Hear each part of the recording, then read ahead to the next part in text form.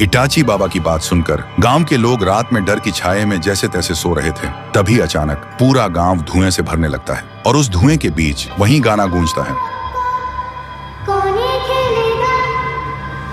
और धुएं के अंदर से बाहर आती है गुड़िया। बाहर निकलते ही गुड़िया जोर जोर से हंसने लगती है। उसकी हंसी की गूंज सुनते ही पूरा गांव जाग जाता है और सब लोग डर के मारे चीखते हुए इधर उधर भागने लगते हैं। तभी इटाची बाबा गुड़िया के सामने आता है और चीख कर बोलता है, चली जा यहाँ से, नहीं तो ये तेरा आखिरी रात होगा।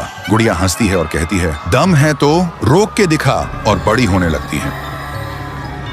फिर आंखों से लाल लेजर निकल के गांव वालों पर सीधा हमला करने लगती है। इटाची बाबा भी गुड़िया को रोकने के लिए अपने मंत्र से हमले छोड़ता है, लेकिन उसके कोई भी हमले गुड़िया पर असर ही नहीं कर रहे थे। फिर इटाची बाबा अपना सबसे शक्तिशाली हमला करता है, लेकिन वह भी गुड़िया के सामने बेअसर पड़ता है। उधर गांव वाले डर के मारे घुटनों पर गिर जाते हैं और चीख कर पुकारते हैं, हमें बचाइए। तभी आसमान से एक तेज रोशनी गिरती है और उस रोशनी के साथ आते हैं पीहू और थुंग थुंग थुंग साहुर। गांव वाले घबराकर चीखते हैं, हमें बचाइए, वो गुड़िया पहले से ज्यादा शक्तिशाली होकर लौट आई है। तभी इटाची बाबा घायल होकर पीहू और साहुर के पास आता है और बोलता है, उस गुड़िया को आप दोनों की कोई भी शक्ति रोक नहीं पाएगी। दोनों पूछते हैं, पर तुम कौन हो?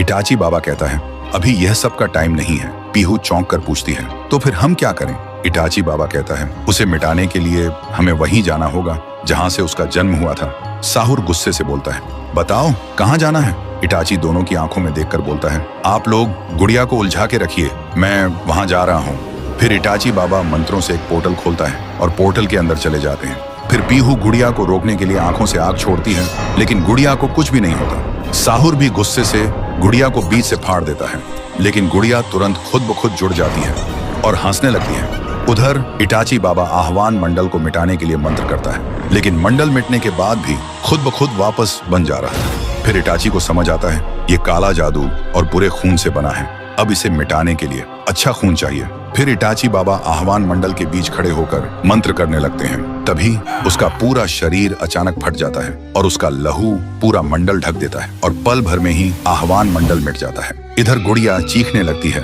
और छोटी होने लगती है और देखते ही देखते धूल बनकर हमेशा के लिए मिट जाती है। पीहू और साहुर की आंखों में आंसू आ जाते हैं, क्योंकि उन्हें समझ आ गया था इटाची बाबा ने गांव को बचाने के लिए खुद को कुर्बान कर दिया। फिर साहुर गांव वालों से बोलता है, इटाची बाबा को कभी मत भूलना, उन्होंने अपनी जान तुम सबके लिए दे दी। फिर पीहू और साहुर भी सबको अलविदा कहकर गांव से चले जाते हैं।